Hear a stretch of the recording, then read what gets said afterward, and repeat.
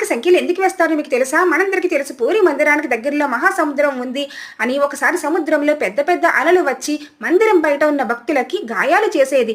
అలా చాలాసార్లు జరుగుతూనే ఉండడంతో జగన్నాథుడికి ఒక ఆలోచన వచ్చింది. ఈ సముద్రుడు ఎవరికి భయపడడు, ఒక్క నా ప్రియమైన భక్తుడికి అని హనుమ అని గట్టిగా పిలుస్తాడు. హిమాలయాల్లో ఉన్న హనుమంతుడు జగన్నాథుడి పిలుపు విని రామచంద్ర ప్రభు పిలుస్తున్నా అని వెంటనే పూరి ఆలయానికి వచ్చేస్తాడు. హనుమంతుడు జగన్నాథుడిని చూడగానే రాముడిని చూసినట్టు అనిపిస్తుంది. అలా ఇద్దరు హత్తుకుంటారు. హనుమ, నాకు నీ సహాయం కావాలి అని అడగగా, స్వామి మీరు అడగకూడదు, మీరు ఆజ్ఞాపించాలి.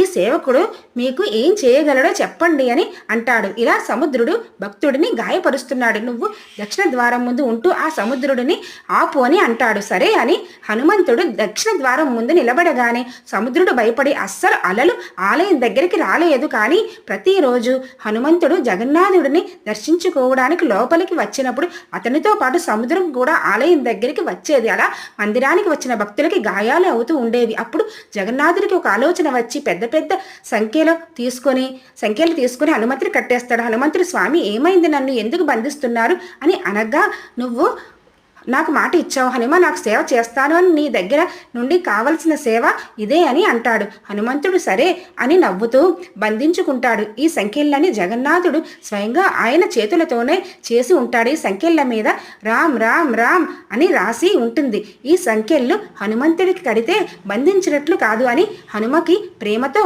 కడుతున్న పూలతో సమానమని అప్పటి నుండి హనుమంతుడి స్వరూపం పూరిని కాపాడుతూ